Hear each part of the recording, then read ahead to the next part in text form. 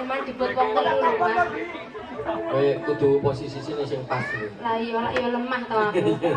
Di bocah telu. Lah ya 10 lho, Mas. Di bocah telu cah tua-tua. Ya Allah. Satu. Ora ulet kabeh. Godhog telung dina rampuk. Pun alat, Pak. Ayo ya. Sore jam 4 lagi. Urip. Sore jam 4.03. Pindah. Oh, ya siap. Siap, no. Paten bisa.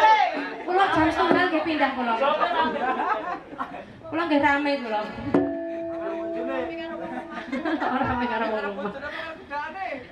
Ayo. Urip ana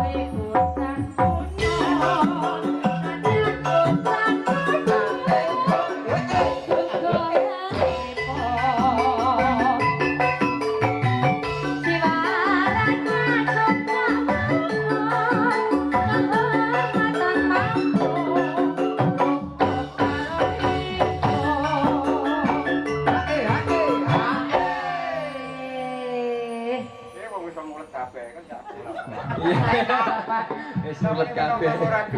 Iki Pak Gung. Monggo sing nom-nom ora kersa kok, Dik. Lah iya to, Mas. Penyanyiine tuwek kok ya. Anggape karaoke lho, Pak. Tuwek dondong.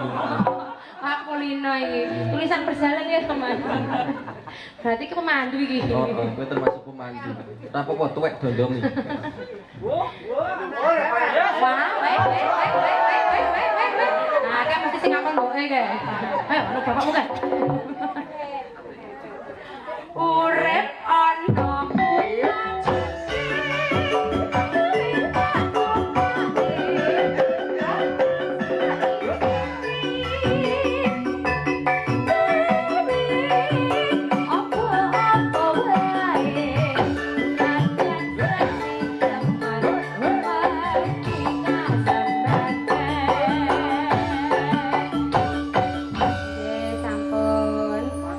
nuwun Pak Gus.